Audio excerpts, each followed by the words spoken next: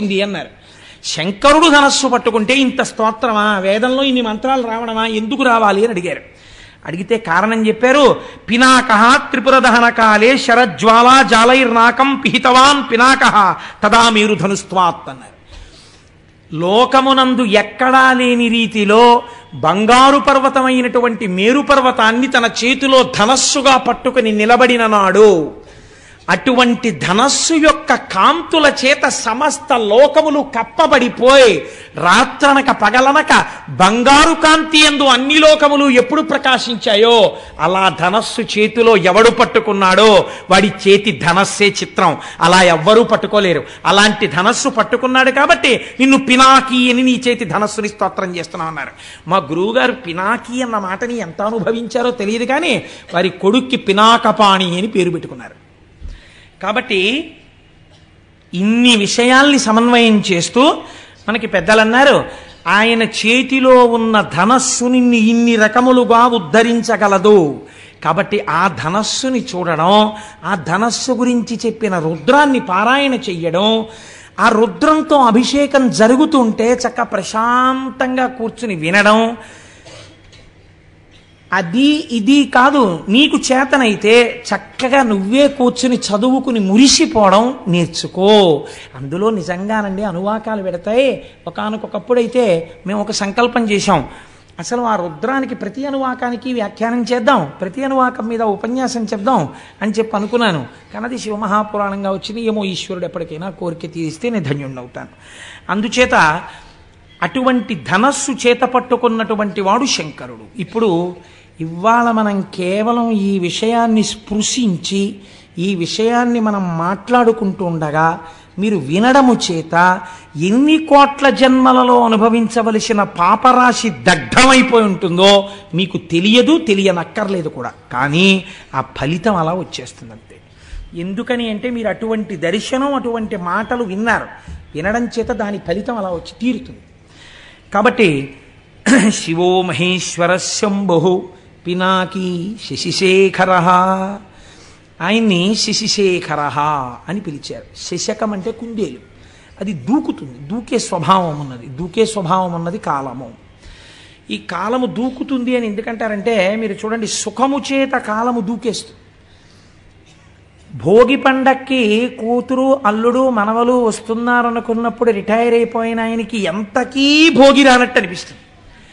ఇంకా రేపే భోగనగా అస్తమానం లేచి కళ్ళజోడెట్టుకుని గడియారం చూసుకుంటాడు, గౌతమి వచ్చే టైం అయిపోతుందని. మీరు కాకినాడ టౌన్ స్టేషన్లో చూడండి ఎంతమంది పెద్దవాళ్ళు ఉంటారో. ఆ కూతుళ్ళని కౌగలించేసుకుని అల్లుళ్ళని గౌరవించేసి ఆ మనవల్ని చేత్తో పట్టుకుని తాతగారండి తాతగారండి అంటుంటే వాళ్ళని ఆటోలు ఎక్కించుకుని కారులు ఎక్కించుకుని వెళ్ళిపోయి ఆ మనవలతో ఆడుకుని కనుమ వస్తుంది, అంతే కళ్ళ నీళ్లు ప్రారంభం. ఎందుకని వెళ్ళిపోతుంది కూతురు అల్లుడును. ఏమిటో వచ్చిందనుకున్నంతసేపు పట్లేదు, ఇట్టే అయిపోయింది, భోగి నుంచి కనుమకు వచ్చేసామంటాడు. దూకేసింది కాలం సుఖంలో కదండి. కాబట్టి శశకము చంద్రుడి యందు కుందేలు ఉంటుంది. అందుకే కాలము దూకుతుంది, కాలము నిబ్బరంగా ఉంటుంది. ఒక్కొక్కసారి దుఃఖంలో ఉన్నాడు అనుకోండి, ఈ కాలం గడవట్లేదండి అసలు అంటే. 20వ తారీఖునే డబ్బులు అయిపోయాయి అనుకోండి, ఏమిటో ఈ నెల గడవట్లేదండి అసలు 31 వస్తుందా అంటాడు. కాబట్టి కాలం చాలా గడుసుగా గంభీరంగా ఉన్నట్టుంటుంది. కాబట్టి మీరు ఈ దాంట్లో అర్థం చేసుకోవలసిన రహస్యం ఒకటి ఉంది. మీరు అసలు దాన్ని పట్టుకుంటే శశిశేఖర అన్న మాటకున్నటువంటి తాత్వికమైన అర్థం మీకు అర్థం అవుతుంది. ఈ కాలమునందు మీకేమొస్తోంది, ఇప్పుడు నేను చెప్పిన 2 ఉదాహరణల్లో మీకేమర్థమైంది? ఒకదాని యందు సుఖం ఉంది, ఒకదాని యందు దుఃఖం ఉంది.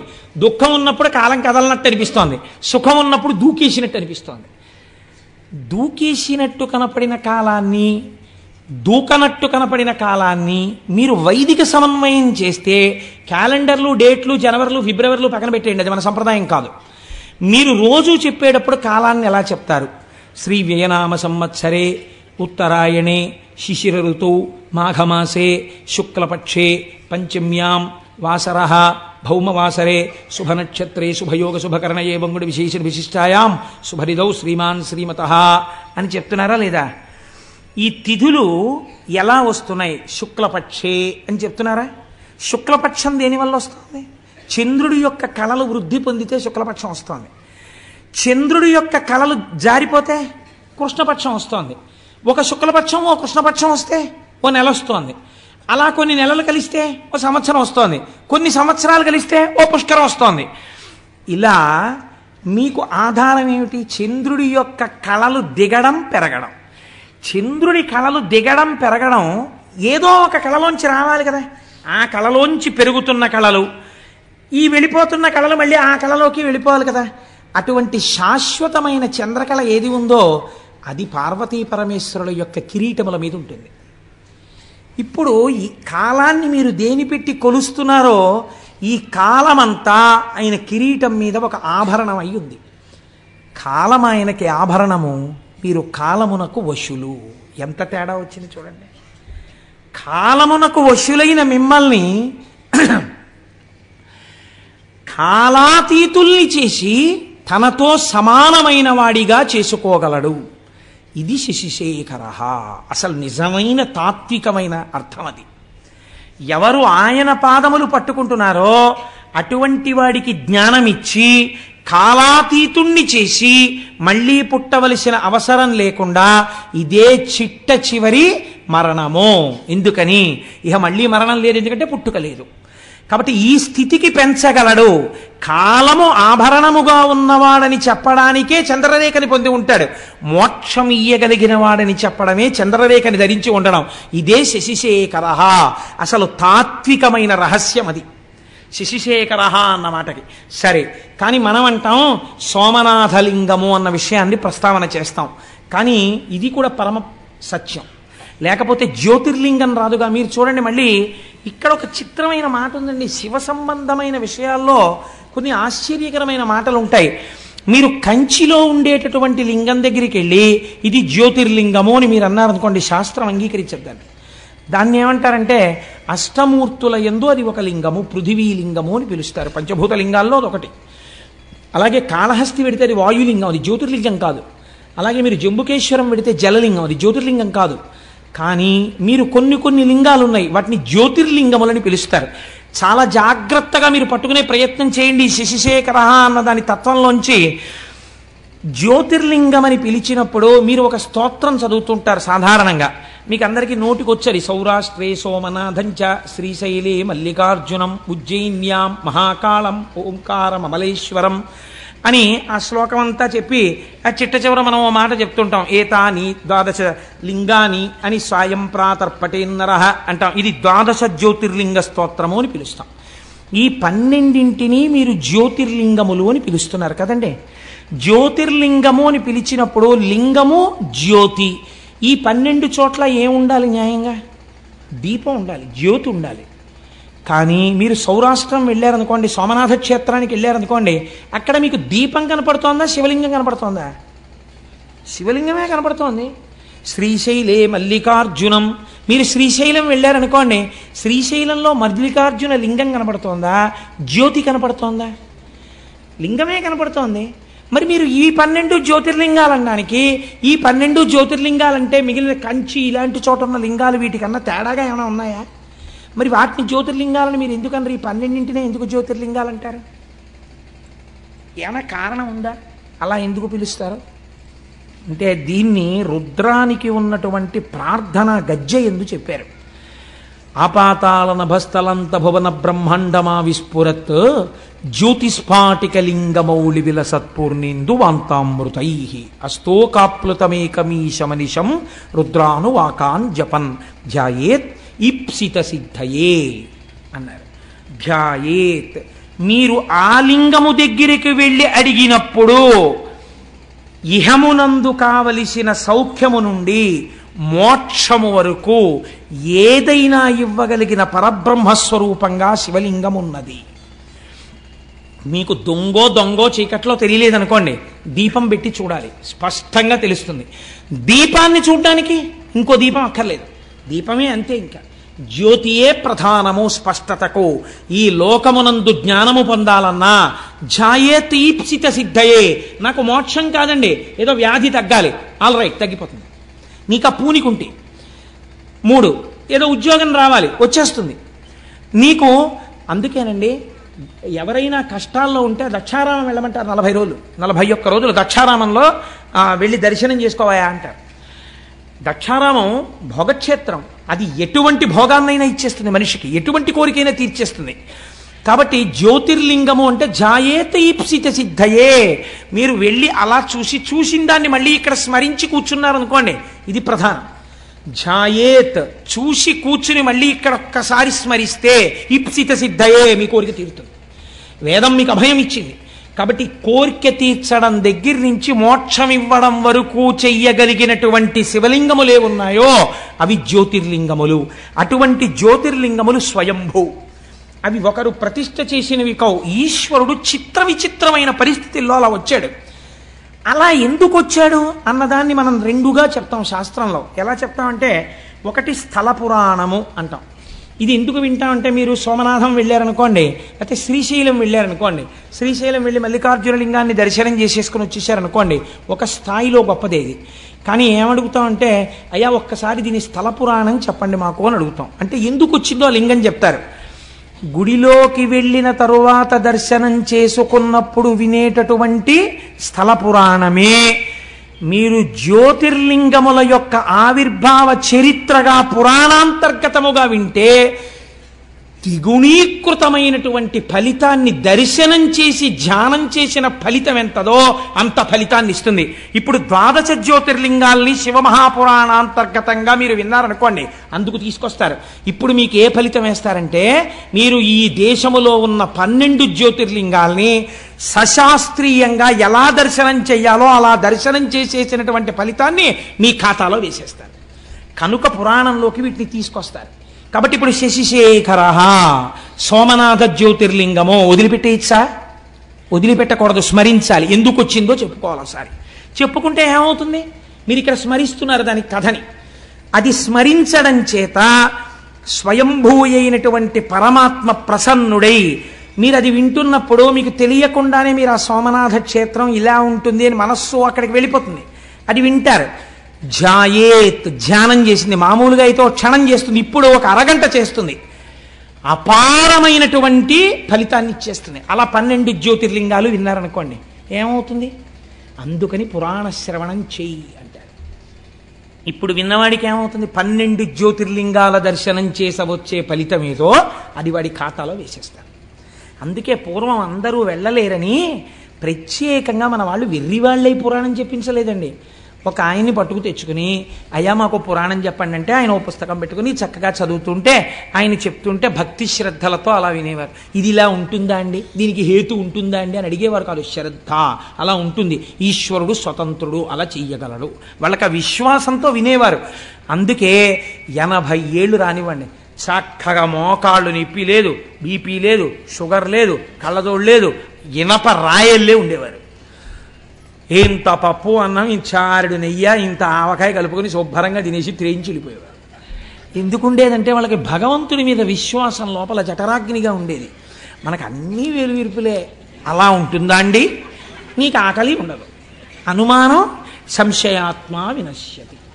కాబట్టి చూడండి, శశిశేఖర అన్న నామాన్ని వ్యాఖ్యానం చేస్తూ అంటారు, దక్ష ప్రజాపతికి 27 మంది కుమార్తెలు. ఆ 27 మంది కుమార్తెలే 27 నక్షత్రాలు, అశ్విని భరణి కృత్తిక రోహిణి. వీళ్ళు ఈ 27 నక్షత్రాల్ని తీసుకెళ్ళి చంద్రుడికిచ్చి వివాహం చేశాడు. ఒక ఆయనకే ఇచ్చేశాడు, గొడవ లేదు, పండగ ఒక్కడే అల్లుడు వస్తాడు. అందుకని 27 ఆడపిల్లల్ని ఒక్కరికే ఇచ్చాడంటే పూర్వం దక్షిణ నాయకత్వము అని ఒకటి ఉండేది. మీరు నన్ను క్షమించండి, నేను పురాణాంతర్గతంగా ఇలాంటి మాట అనకూడదని అండం ఎందుకు అంటున్నాను, ఒక దక్షిణ నాయకత్వాన్ని సమర్థించడానికి. అనుకోండి, విజయనగర సామ్రాజ్యాన్ని పరిపాలించినటువంటి రామరాయల వారు అప్పుడప్పుడు ఏదైనా ఊరిడితే ఆ ఊళ్ళో తరణిపోలిన పిల్లలు కనపడుతుండేవారట. దక్షిణ నాయకత్వం అంటే అలా ఉండేది. అంతమంది భార్యలతో ఉండేవారు.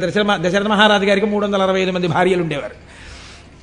అలా పూర్వం ఆ దక్షిణ నాయకత్వం ఉండేది. అందుకని 27 ఆడపిల్లల్ని ఒక్క ఆయనకి ఇచ్చేసాడు ఆయన. ఈ 27 మంది భార్యలతో చంద్రుడు పాణిగ్రహణం చేసిన వాడు ఏం చెయ్యాలి? చక్కగా సంతోషంగా 27 మందితోటి కలిసిమెలిసి ఉండాలి. ఏదో ఒక ఆయన తాను రోజు పడక గదిలోకి వెళ్ళి చూసినట్టు, దానివల్ల గొడవలు వస్తున్నట్టు నువ్వు అలా ప్రవర్తించకని బుద్ధి చెప్పాడు వెంకటేశ్వర స్వామి వారికి. శ్రీదేవి వంకకు చిలిపిగా చూడకు, అలమేలు మంగకు అలకరానీయకు, ముద్దు సతులిద్దరిని ఇరువైపులా చేర్చి ఏ గొడవ లేకుండా హాయిగా నిద్రపో శేషశైలావాస శ్రీ వెంకటేశ. ఆయన ఎలా పడుకోవాలో భార్యలతో ఎలా సర్దుకోవాలో ఈయన పాఠం చెప్పి అలా నిద్రపోమని చెప్పాడు. అదో విచిత్రం. అంటే భావన చేత స్వేచ్ఛ కలిగి తన్మయత్వంతో పాడుకున్నటువంటి వాడికి హద్దెక్కడుందండి? కాబట్టి ఆయన అలా దర్శనం చేయగలిగాడు. అంటే ఆయన ఎప్పుడో ఈయన అలా చూడడం, ఆవిడ కొంచెం కోపడ్డం అవి ఆయన చూశాడనమాట. అందుకని నువ్వు అలా అనవసరంగా గొడవలు తెచ్చుకోక, పొద్దున్నే ఒక అమ్మవారు చిన్నబుచ్చుకుంటే మాకు కష్టంగా ఉంటుంది, ఇద్దరిని సమానంగా చూస్తూ పడుకో అన్నాడు ఆయన.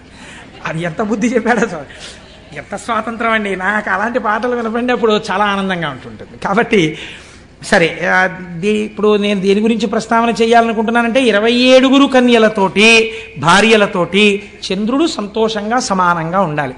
కానీ ఇక్కడ నేను ఒక్క మాట అంటే మీరు మరోలా అనుకోకండి. చంద్రుడి చరిత్ర ఎంతొక దోషం ఉంది. ఏమా దోషము? మీకు దేవీ భాగవతంలో మొదటి కథ అదే. ఇప్పుడు నేను దాన్ని ప్రస్తావన చేస్తే దానికి మళ్ళీ వివరణ చేయాలంటే మహాప్రభావం 3 రోజులు పడుతుంది. ఎందుకు వచ్చిన గొడవ? అందుకని. కానీ ఆయన కొంచెం తొందరపడిపోవడం, యుక్తాయుక్త విచక్షణ లేకుండా ఏ స్త్రీ పట్ల అలా ప్రవర్తించడం మహాపాతకమని శాస్త్రం చెప్పిందో అలాంటి వాళ్లతో రమించడం కూడా చంద్రుడి చరిత్రలో ఒకచో ఉన్నది. దాని విశేషార్థం పక్కన పెట్టండి, మామూలుగా చరిత్ర యందు ఉన్నది. కాబట్టి ఈ అలవాటుకి ఫలితం ఎక్కడో రావాలి, ఎదర రావడానికి కావలసినట్టుగా బుద్ధి కర్మానుసారిని నడిపించాలి. అందుకు నడిపిస్తుంది అసలు యథార్థం. ఇది శివుడు ఇస్తున్నటువంటి ఆ ధనస్సులోంచి వస్తున్నటువంటి పాప ఫలితం. మీరు అలా సమన్వయం చేసుకోండి, ఎంత అందంగా వస్తుందో అది. ఇప్పుడు ఆయన ఏం చేశాడు? మళ్ళీ ఆయనకి 27 మందిలో రోహిణి ఒక్కత్తి బాగా నచ్చింది కాబట్టి ఆ రోహిణితోనే కాలం గడిపేవాడు. ఇది సహజంగా మిగిలిన 26 మందికి కూడా చాలా బాధ కలిగింది. 27 స్వీకరించిన వాడు 27 సమానంగా ఉండాలి, కానీ ఒక్క రోహిణితోనే ఉంటున్నాడు. వాళ్ళు ఎంత బాధతో మాట్లాడారో తెలుసా అండి? తండ్రి గారి దగ్గరికి వెళ్ళి, నేను అన్ని పద్యాలు చెప్తూ కూర్చుంటే 42 రోజులు ఏంటి, ఆయన చెప్పినట్టు సంవత్సరం అయిపోతుందో ఏమిటో గొడవ అని బెంగెట్టుకుని 1-2 పద్యాలు మాత్రమే చెప్తున్నాను. అందరి నేల ఇట్లు జలజారికి నిచ్చితివి, ఒక్క రోహిణీ సుందరినిచ్చినన్మిగుల సొంపుగా నుండెడిది, ఎక్కడేని మాకుందక భర్త చిక్కకయే గొడ్డైపోవునో పృథ్వీ. తండ్రి, ఈ వందురు ఎట్లు పాయుదుము, వల్లభు కొల్విటు చెందుమాకి కన్నని అడిగారు. ఎంత కష్టంతో కూడుకున్న మాట అడిగారో చూడండి. నాన్నగారండి, మీరు ఎందుకు ఈ తప్పు చేశారండి? మా 27 మందిలో ఒకవేళ రోహిణియే అందగత్తేమో, రోహిణిని ఒక్కదాన్ని చంద్రుడికిచ్చి అంత చందమామ లాంటి మొగుడు రావాలంటారు కదా, చందమామ లాంటి మొగుడిని పొందడానికి మేము అర్హులం కావేమో, అంత అందగత్తెలం కాదేమో, అందుకేనేమో రోహిణి మీద ఉన్న ప్రీతి మా మీద లేదు. అంత అందమైన కూతురుతో పాటు అందం లేని మమ్మల్ని కూడా ఎందుకు ఇచ్చారు నాన్నగారు? కన్యాదానంలో మీ బాధ్యత అయిపోతుందని ఇచ్చారా? మాకు తగిన భర్తలు, మేము ఎంత పనికి మాలిన వాళ్ళమైనా మాకు తగిన భర్తలు పృథివీలో ఉండరా? గొడ్డుపోయిందా నాన్నగారు లోకం? ఎవరిని తెచ్చి మాకు పెళ్లి చేస్తే మేము సంతోషించకపోదు అండి. భర్త యొక్క మనస్సు చూరగొనని మా జన్మ మాకెంత బాధగా ఉందో తెలుసా నాన్నగారు? ఎంత గొప్పగా మాట్లాడారండి వాళ్ళు, ఎంత అందమైన పద్యం పడిపోయిందో చూడండి. నాన్నగారండి, గొడ్డుపోయిందా లోకం? మమ్మల్ని ఎందుకు ఇచ్చారు నాన్నగారు? చంద్రుడికి 27 మందిని, ఒక్కతే అందంగా ఉంది, అందమైన రోహిణితో ఆయన ఉంటున్నాడు. అసలు మా జన్మలో మేము భర్త గారితో కలిసి ఉండి భర్త గారు మా వల్ల సంతోషపడ్డారన్న రోజు మా జీవితంలో మేము చూస్తామా నాన్నగారు అన్నారు. దీనికి వాళ్ళు చేసిన పాపం ఏమిటండి? తండ్రి మనస్సు ఈ మాట విన్నప్పుడు ఎంత కుందుతుంది. కాబట్టి ఆయన చరచరాలేసి, అసలే దక్ష ప్రజాపతి, ఎదర వీరభద్ర విజయం వస్తుంది కదా, గబగబా పంచ పైకి పట్టుకుని చంద్రలోకానికి వెళ్ళాడు. ఆయన అల్లుడు గారు ఎదురొచ్చారు, తీసుకొచ్చారు, కూర్చోబెట్టారు. కూర్చోబెట్టిన తర్వాత, అబ్బాయి నీ పరిస్థితి అంతా బాగులేదయ్యా, నీకు 27 పిల్లలు ఇచ్చాను. ఇచ్చినప్పుడు చక్కగా మామయ్యగారండి బాగున్నారండి, చక్కగా ఉంటుందండి, మీరు వచ్చినప్పుడు ఎంత సంతోషంగా ఉంటారో చూద్దురుగానండి అన్నావు. నీ మీద అప్పుడే పితూరీలు ప్రారంభమయ్యాయి, ఒక్క రోహిణితో ఉంటున్నావుట. ఇలా ఉండడానికి వీల్లేదు. 27 పిల్లల కంటి వెంట నీళ్లు రాకూడదు, అందరినీ సమానంగా చూస్తావా? అసలు దక్ష ప్రజాపతి. తప్పకుండా మామయ్యగారండి అన్నాడు. అయిపోయింది. అమ్మా నేను చెప్పానమ్మా, ఇంకా మీకేమి ఇబ్బంది ఉండదు, ఈ మాట మీరు సంక్రాంతికి వచ్చినప్పుడు సంతోషంగా వస్తారు అని వెళ్ళిపోయాడు దక్ష ప్రజాపతి. అంటే నిజంగా సంక్రాంతి అనుకోకండి, నేను ఒక మాట అన్నానంతే. ఇప్పుడు వెళ్ళిపోయిన తర్వాత మళ్ళీ ఎవరో వచ్చి చెప్పారు, పాపం 26 అలాగే ఏడుస్తున్నారండి, మీ అల్లుడి గారి ప్రవర్తనలో ఏమీ మార్పు లేదు, ఎక్కడ చూసినా రోహిణితోటే ఉంటాడు. మిగిలిన 26 మంది జోలికి ఎప్పుడూ వెళ్ళాడు. పాపం ఓసారి మీరు చెప్పారు, ఆయన వినడు. ఏమిటో వాళ్ళ బతుకు అంతేనా అన్నారు. అనేటప్పటికి ఇప్పుడు ఆయనకి ఎందుకు కోపం వచ్చిందంటే నా మాట వినలేదని కోపం వచ్చింది. ఆయన ఎటువంటి ఆలోచన వచ్చిందో చూడండి. ఆ కోపంలో క్షయవ్యాధి ఉన్నటువంటి వాడికి తొందరగా దగ్గరగా వెళ్ళడానికి, ఆ ఉచ్ఛ్వాస నిశ్వాసలని లోపలికి పీల్చడానికి, వారి నోటి ఎంగిలిని తన నోటిలోకి తీసుకోవడానికి ఎవరు ఇష్టపడరు. ఎందుకంటే వీళ్ళకి క్షయ వస్తుందని. కాబట్టి ఆయన అన్నాడు, నీ విశృంఖలత్వానికి నేను అడ్డు వేస్తాను, కాబట్టి నువ్వు క్షయవ్యాధి పీడితుడవగుదువుగాక. ఆయన ఉద్దేశం ఏమిటి? పూర్వం సంతోషపడినట్టు రోహిణి కూడా నిన్ను దగ్గరికి రానివ్వదు, క్షయ వచ్చింది కాబట్టి. ఇప్పుడు శుశ్రూష చేయడానికి భార్యలని మాత్రం మిగిలిన వాళ్ళని పిలుస్తావు, నీ బతుకు బయటెడుతుందన్నాడు. క్రోధంలో అదుపు తప్పిన మాట వచ్చేసింది మామగారు నోటి వెంట. వచ్చి నువ్వు క్షయవ్యాధి పీడితుడు వగుదువుగాక అన్నాడు. ఈయనకి క్షయవ్యాధి వచ్చింది, కానీ దేవతలందరికీ భోజనాలు పోయి ఉపవాసాలు చేసి న్యూరోబియాన్ ఇంజక్షన్లు చేయించుకోవాల్సి వచ్చింది. వాళ్ళందరూ నీరసపడిపోయారు. ఇదేమిటండి, చంద్రుడికి క్షయవ్యాధి వస్తే దేవతలకి నీరసం రావడం ఎందుకు అంటే ఇక్కడ ఒక పెద్ద మర్మం ఉంది. చంద్రుడు బాగా ప్రకాశిస్తే ఆయన యొక్క అనుగ్రహం చేత ఓషధులు ప్రకాశిస్తాయి. ఓషధులు బాగా ప్రకాశిస్తే ఆ ఓషధులతో కూడినటువంటి ద్రవ్యములతో యజ్ఞం చెయ్యాలి. ఈ యజ్ఞంలో ఓషధుల్ని కూడా వేస్తే ఈ హవిస్సులు దేవతలు తీసుకుంటారు. దేవతలు తీసుకుని వాళ్ళ ఆకలి తీరితే వాళ్ళకు మనకు మంగళములను ఇస్తారు. దేవతలకి హవిస్సులు లేవు, లోకాలకి మంగళాలు లేవు. ఇటు వీళ్ళు మాడిపోయారు, అటు వాళ్ళు మాడిపోయారు. ఎందుకు వచ్చింది ఇదంతా? చంద్రుడికి క్షయవ్యాధి వచ్చింది. కాబట్టి ఇప్పుడు ఇది ఎవరి సమస్య అయి కూర్చుంది? చంద్రుడి వ్యక్తిగత సమస్య కాదు, అన్ని లోకాల సమస్య. ఎంత చిత్రంగా పరిణమించిందో చూడండి విషయం. ఇప్పుడు వీళ్ళందరూ మాట్లాడుకున్నారు. అత్రి మహర్షిని పిలిచారు. అందరూ కలిసి చతుర్ముఖ బ్రహ్మగారి దగ్గరికి వెళ్ళారు. పెద్ద ఆయన పాపం ఆయన్ని అడుగుతారు అందరూ. ఆయన దగ్గరికి వెడితే చూడండి, మనం సాధారణంగా ఓ మాట అంటాం, ఏమండి వీడు ఇలా తప్పు చేశాడు, కొంచెం చేయండి అంటే, వీడికే చెయ్యాలి ఉపకారం? వీడికండి చెయ్యాలి? మీరు తండ్రి, మీరు మర్చిపోయారేమో, వీడు చేసిన తప్పుడు పనులన్నీ నాకు బాగా గుర్తున్నాయి. ఎంత ఏడిపించాడంటే బృహస్పతిని, నాకు తెలీదా? ఆ రోజు నేనే కదా చతుర్ముఖ బ్రహ్మని జోక్యం చేసుకున్నాను. వీడికి అసలు ఇటువంటి ఇది రావాలి, బాగా వచ్చింది నాళ్ళకి, మామగారు బలి చేపించాడు.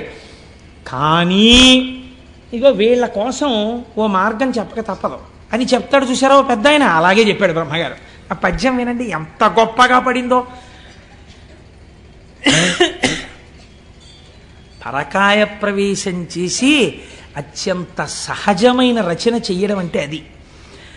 అయినను లోక సౌఖ్యమును నారసి చెప్పెదా. వీడు తుంటరవాడు, వీడికి చెప్పకూడదు అసలు, వీడి క్షయవ్యాధితో బాధపడిన గొడవేం లేదు. అయినను లోక సంక్షేమం కోసం చెప్తున్నారు. ఇటు మీరు అటు వాళ్ళు బాధపడుతున్నారు కదా, అందుకు చెప్తానన్నాడు బ్రహ్మగారు. ఆ ప్రభాసమాన్యూనత రాఘహారియగు నొద్దిక వీడత చేరి శంకరున్ పూనిక కొల్చుచున్ తపసుభూని వసించిన కొన్ని నాళ్లకి గ్లానిని మాన్పగాగలదు కాలహరుండు దృఢంబు పొండికన్. నేను చెప్తున్నాను రా ఉపాయం, ఏమీ లేదు. వీడు ప్రభాస క్షేత్రానికి వెళ్ళాలి. వెళ్ళి సముద్రపు ఒడ్డున ఉంది, అది అరేబియా మహాసముద్రం అని ఇప్పుడు మనం పిలుస్తున్నామే, ఆ సముద్రపు ఒడ్డుకు వెళ్ళి కూర్చుని ఆ ప్రభాస క్షేత్రంలో ఓ గుంట తవ్వి అందులో ఒక పార్థివలింగాన్ని పెట్టుకుని పంచాక్షరీ మహామంత్ర జపాన్ని మృత్యుంజయ మహామంత్రంతో కలిపి అనుష్ఠానం చెయ్యాలి. ఎందుకని? క్షయం వచ్చేసింది కాబట్టి మృత్యుంజయ మంత్రంతో కలిపి అనుష్ఠానం చెయ్యాలి. ఎంత శాపం ఉన్నా ఇటు బ్రాహ్మణ వాక్కుని కాపాడి అటు వీడు చచ్చిపోకుండానూ కాపాడాలంటే పరబ్రహ్మమునకు తప్ప వేరొకడికి సాధ్యం కాదు. కాబట్టి శంకరుడు మాత్రమే చెయ్యాలి ఈ పని. వీడిని పార్థివలింగాన్ని అర్చన చెయ్యమనండి అన్నారు. ఆ మాట చూడండి, ఉద్దిక వీడత చేరి. బ్రహ్మగారు మాట్లాడేటప్పుడు ఈయన్ని అండం, ఆ చికాకుంది చంద్రుడి మీద, ఆయనకి కోపం ఉంది, అందుకని వీడిని అక్కడికి వెళ్ళమనండి. ఎంత బాగా అన్నాడు చూడండి. ఒద్దిక వీడట, అక్కడైనా బుద్ధిగా కూర్చోవాలి. మళ్ళీ అక్కడికి వెళ్ళి కూర్చుని ఏదో పనులు మొదలెట్టకూడదు, మళ్ళీ ఏదో శాపాలు తెచ్చుకోకూడదు, మళ్ళీ నా దగ్గర రాకూడదు. ఉద్దిక అక్కడ కూర్చుని శివుడి గురించి ఆరాధన చేయమనండి, పోమనండి అక్కడికి. అలాగేనండి బాబాయ్ అన్నాడు ఇప్పుడు అని. ఇప్పుడు బయలుదేరి ప్రభాస క్షేత్రం చేశాడు. ఏం చేస్తాడు? చేసిన పాపం అనుభవించాలి, వచ్చింది శిక్ష. కాబట్టి ఇప్పుడు అక్కడ కూర్చుని పంచాక్షరీ మహామంత్రాన్ని మృత్యుంజయ మహామంత్రంతో అనుసంధానం చేశాడు. ఇది ప్రసన్నుడు అంటే ఎవడు వ్యాధినిచ్చాడో వాడే శివాశర వ్యాయాతవ తయానో రుద్రమృడయా రక్షించాలి. ఇప్పుడు వెళ్ళి కూర్చుని జపం మొదలెట్టాడు. కొన్ని కోట్ల జపం అయిపోయింది. అయిపోయిన తరువాత చంద్రోద్భాసిత శేఖరే స్మరహరే గంగాధరే శంకరే సర్పైర్భూషిత కంఠకర్ణ వివరే నేత్రోద్ధవైశ్వానరే దంతిత్వకృత సుందరాంబరధరే త్రైలోక్యసారే హరే మోక్షార్థం కురు చిత్తవృత్తి మమలాం అంతైస్తు కింకర్మభిః అంటారు శంకరాచార్యుల వారు. అటువంటి స్వరూపంతో భగవానుడు శంకరుడు ప్రత్యక్షమయ్యాడు. స ఉమ పార్వతీ సహితుడై ప్రత్యక్షమయ్యాడు. క్షయవ్యాధితో శుష్కించిపోయి ఉన్నాడు చంద్రుడు. ఏం నాయనా ఏమిటి నీ అభీష్టం అని అడిగాడు. అయ్యా నాకు క్షయవ్యాధి తగ్గిపోవాలండి అన్నాడు. ఇప్పుడు నీ క్షయవ్యాధి పోతుంది అని పరమాత్మ అనగలరు అంటే ఎవరి మాట పోయింది? దక్ష ప్రజాపతి మాట పోయింది. అంటే నే శాపం పెట్టేవాడిని నువ్వు రక్షించేవాడివా అంటాడు. కాబట్టి ఇప్పుడు ఇద్దరిని దృష్టిలో పెట్టుకోవాలి. అటు పెద్ద ఆయన మాట నిలబడిపోవాలి, ఇటు పిల్లాన్ని రక్షించాలి. ఇంత తప్పు చేసి ఉన్నవాడైనా తన పాదములు పట్టుకుంటే బుద్ధిని కూడా సంస్కరించాలి. అందుకే ఆ తర్వాత చంద్రుడు 27 భార్యలతో సమానంగా లేడన్నటువంటిది లేదని చెప్పడానికి ఉదాహరణే చాంద్రమానంలో మీరు చెప్తున్న తిథులు కదండి. లేకపోతే చంద్రమానంలో ఎలా జరుగుతున్నాయి తిథులన్నీ? చంద్రుడు కూడుతున్నాడు కదా నక్షత్రాలతోటి. కాబట్టి ఇప్పుడు బుద్ధిని మార్చాడు. అదే కదండి, మరి అందుకేగా రుద్రశబ్దం వాడారు మీరు. ధర్మం వైపుకు మారుస్తాడు బుద్ధిని అనే కదా మీరు రుద్రశబ్దం వాడారు. కాబట్టి ఇప్పుడు ఏం చేశాడు? బుద్ధిని ముందు మార్చి అటు పెద్ద ఆయన మాట నిలబెట్టాలి దక్ష ప్రజాపతి.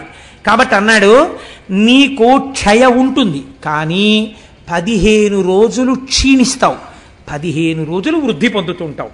కాబట్టి ఇంకా క్షయ పూర్తిగా లేదు కాబట్టి నశించిపోవు, ఎప్పుడూ హాయిగా ఉంటావు. సరికదా పిల్లాడా, ఎప్పుడైనా ఎవరైనా నీ పాత కథలు తలుచుకోకుండా నువ్వు పూర్తిగా ఇప్పుడు గొప్పవాడివయ్యావు, నీ చరిత్రే మారిపోయింది, నువ్వు సద్బుద్ధున్నవాడివి, నా చేత అనుగ్రహింపబడిన వాడివని తెలుసుకోవడానికి నాతో కలిపి నీ దర్శనం చెయ్యడానికి నా పేరే నీతో కలుపుకుంటాను, చంద్రశేఖర అని పిలిపించుకుంటానని ఆ చంద్రుణ్ణి చేసి నెత్తిన పెట్టుకున్నాడు. ఏమి ఔదార్యమూర్తి అండి పరమాత్మ. ఇది ఆయన కారుణ్యం అంటే. నీకేమిటి బెంగ? కాలమునకు వశుడు కానివాడను నేను, నా నెత్తి మీద నిన్ను పెట్టుకున్నాను రా. చతుర్ముఖ బ్రహ్మగారు అన్నాడు వీడును పోయి ఉద్దికను అన్నారు. ఆయన అన్నారు తప్ప అందరూ చేస్తారులే నాన్న, చేసావు, నీ బుద్ధి మార్చుకో. నీ బుద్ధి మారింది, ఇప్పుడు నిన్ను నెత్తి మీద పెట్టుకుంటాను. ఇప్పుడు మీకు ఇది విని ఏమైంది? శశిశేఖర, తప్పులు జరిగిన వాటికి వేళ్ళు విరవకండి. ఇంత కారుణ్యమూర్తి అయిన శంకరుడి పాదాలు పట్టుకున్న వాడికి ఒక్కసారి పట్టుకుంటానని పూనికతో నిలబడితే మిమ్మల్ని కూడా నెత్తి మీద పెట్టుకోవడానికి ఆయన సిద్ధంగా ఉన్నాడు కదండి. అందుకని శశిశేఖర, అందుకని నెత్తి మీద చంద్రుణ్ణి పెట్టుకున్నవాడా అని ఈయన్ని పిలవలసి వచ్చింది. ఆయన క్షయవ్యాధి పోయింది, చాంద్రమానం వచ్చింది. ఇప్పుడు ఈ చంద్రుడు పార్వతీదేవికి గొప్ప భక్తుడయ్యాడు.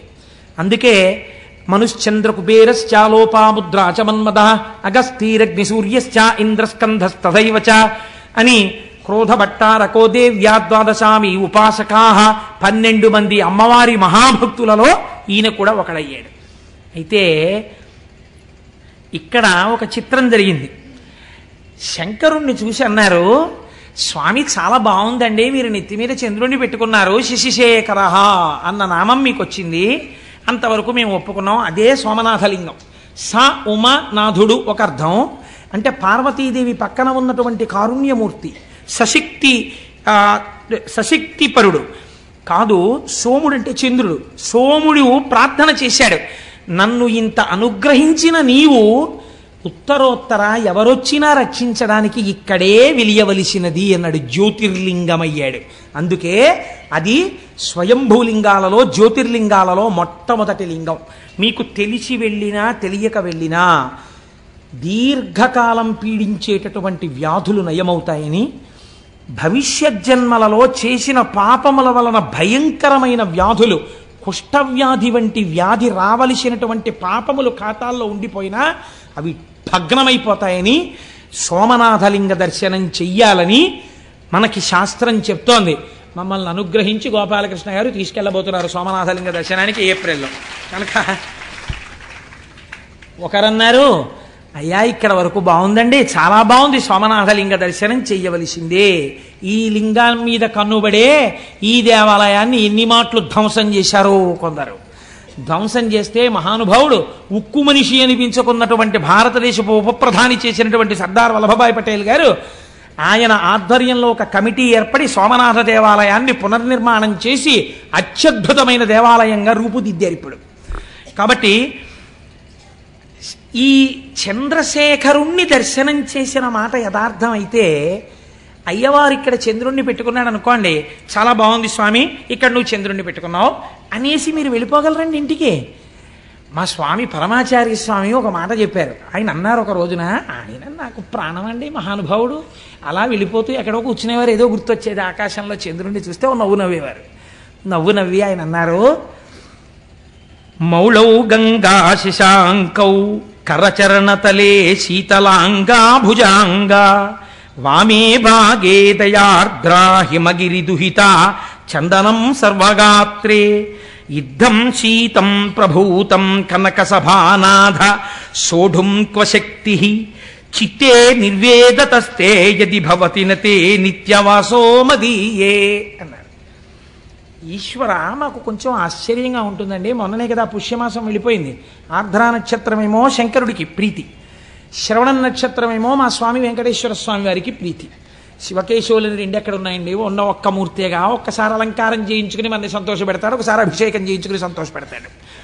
కాబట్టి ఆయన అన్నారు, మౌళౌ గంగా శశాంకౌ, ఈశ్వర నీ తలలో ఇప్పటికే గంగమ్మ ఉంది. ఆ గంగమ్మ ఉత్తినే కూర్చుంటుందా? ఎప్పుడు కదులుతుంది, ప్రవహిస్తుంది. నీరు అలా స్టాగ్నెట్ అయి ఉండిపోతే కుడుకంపు వస్తుందండి. అందుకని తిరుగుతుంటుంది ఆ జటాజూటంలో. అలా తిరుగుతుండడంలో ఏమవుతుంది, కిందకి ఇలా కారిపోతుంటుంది.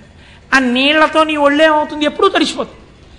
ఎప్పుడు శంకరుడి దగ్గరికి వెళ్ళి ఇలా ముట్టుకుందామన్నా పార్వతీదేవి చల్లగా తడిసిపోయి ఉంటాడు. అబ్బా తుడుచుకోండి అంటుంది, మళ్ళీ తుడుచుకుంటాడు, మళ్ళీ తడిసిపోతుంటాడు. కాబట్టి ఈశ్వర ఇప్పటికే గంగ ఉంది, అది చల్లగా ఉంటాయి నీళ్లు. చాలదన్నట్టు ఇప్పుడు ఏం చేసావు, చంద్రుడిని తెచ్చి నెత్తి మీద పెట్టుకున్నావు. కాబట్టి ఇప్పుడు నీ తలకాయ ఎంత చల్లగా ఉండాలి.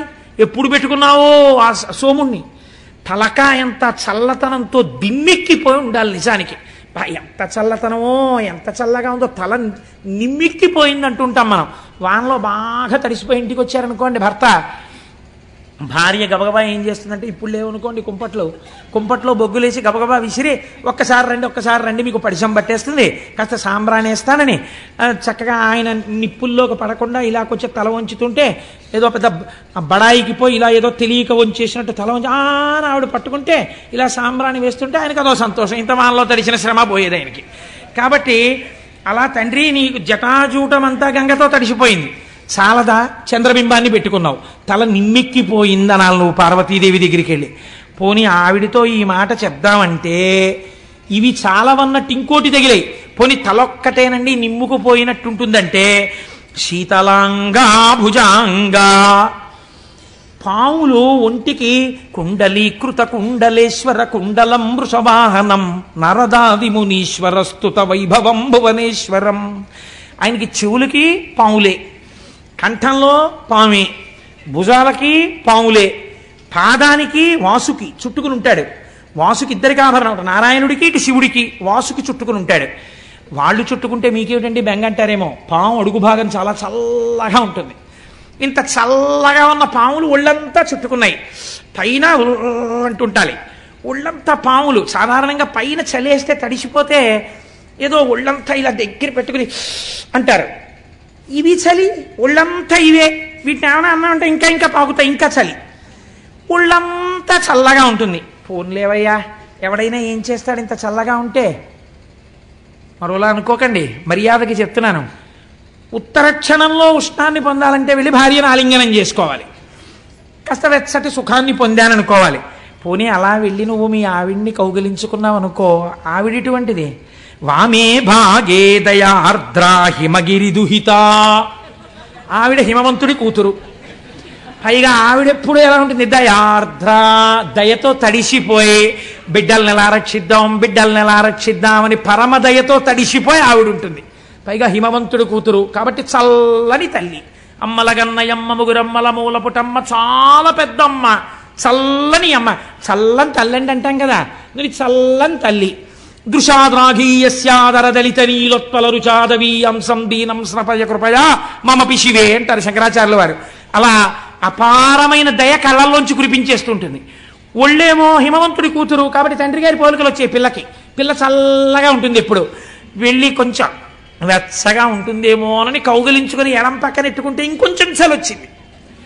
పోన్లేవయ్యా కుడివైపు ఏమైనా కొంచెం తగ్గుతుందేమో అనుకుంటే భక్తులందరూ వచ్చి చందనం సర్వగాత్రే, కాస్త చలిమంటేసిన వాడు ధూపం వేసినవాడు తక్కువ, స్వామికి చందనం రాయాలండి బొట్టెట్టాలండి అని చందనం రాశారు. అబ్బా ఎంత చలయ్యా స్వామి నీకు, ఎంత ఉనికిపోవాలి నువ్వు, గడగడగడగడగడగడ. పోనీ ఇక్కడతో ఊరుకున్నావా? ఇద్దం శీతం ప్రభూతం కనక సభానాథ సోఢుంక శక్తి. అందరూ పుష్యమాసంలో హేమంత ఋతువులో బయటికి రావడానికి కూడా ఇష్టపడక చలేసేస్తోందని దుప్పట్లు కప్పుకుని ముసుగెట్టుకు పడుకుంటే నీ నెత్తి మీద ధారాపాత్ర పెట్టి చాలదన్నట్టు సన్నటి ధార ఇలా ఉనికిపోతూ, పోనీ చక్కగా ఏదో మా స్వామి శ్రీమన్నారాయణుళ్ళ చక్క నీకేమైనా సుప్రభాతం చెప్పి చామంతి పూల దండలేసి నీకు చక్క ధూపం వేసి పొద్దున్నే బాలభోగం అని ఏమైనా వేడిగా కట్టు పొంగల్ చక్ర పొంగల్ తీసుకొచ్చి పెడతారా? నీకు అభిషేకాలు మొదలెడతారు పొద్దున్నే. పాపం నీకు పూజ ఎప్పుడు, నీకు అలంకారం ఎప్పుడు 11 అయ్యాక. తెల్లారకట వీళ్ళందరికీ మాత్రం స్వెట్టర్లు వేసుకుంటారు, మంకీ క్యాప్లు పెట్టుకుంటారు, గుళ్ళోకి వస్తారు. వీళ్ళు మాత్రం తలకో చెంబు నీళ్లు పట్టుకొచ్చి నీ మీద పోసేస్తుంటారు. అయ్యయ్యో ఈశ్వరా ఎంత చలయ్యా నీకు పరమాత్మ. సోఢుంక శక్తి, ఇంత చల్లగా ఉందే నీ పరిస్థితి, ఎలా తట్టుకుంటున్నావయ్యా వణకకుండా అని వెంటనే అన్నారు. నాకు అర్థమైంది ఎందుకు నీకు శక్తి వచ్చిందో తెలుసా? చిత్తే నిర్వేదతస్తే యది భవతి నతే నిత్యవాసో మదీయే. ఎప్పుడు ఆశలతో కోరికలతో ఏడుస్తూ దుఃఖంతో అటు పరిగెడుతూ ఇటు పరిగెడుతూ వేడెక్కిపోయిన నా హృదయంలో కూర్చుని కూర్చుని ఈ వేడి తగిలి ఇంత చల్లతనానికి సరిపోలేదు, అందుకే ఇంత చల్లవన్నీ పెట్టుకున్నావు అన్నారు. ఎంతటి కారుణ్యమూర్తివయ్యా శశిశేఖర.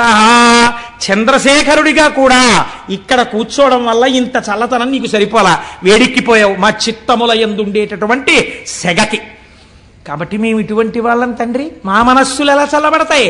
నువ్వు ఒక్కసారి కారుణ్యంతో ఇలా చూడు, శశిశేఖర అని చెప్పుకున్నాం కదా, మా మనస్సులు చల్లబడేటట్టుగా మమ్మల్ని అనుగ్రహించు అని అద్భుతమైనటువంటి శ్లోకాన్ని శశిశేఖర శబ్దానికి అనుసంధానం చేస్తారు. సరే ఇవాళ ఇక్కడ వరకు చెప్పాను. దీని తర్వాత ప్రస్తావన చేస్తే కష్టం కనుక 8:30 అయింది కనుక రేపటి రోజున రేపు ఒక పరమాద్భుతమైన, ఎలాగో మొదలు పెట్టేశాను కాబట్టి ఓ పని చేస్తాను, ఇంకిక్కడి నుంచి వరుసగా మీకు 12 జ్యోతిర్లింగ దర్శనం, రేపటి నుంచి వరుసగా జ్యోతిర్లింగాలు పెడతాను కనుక రేపు శ్రీశైల మల్లికార్జునుడు మన రాష్ట్రమే.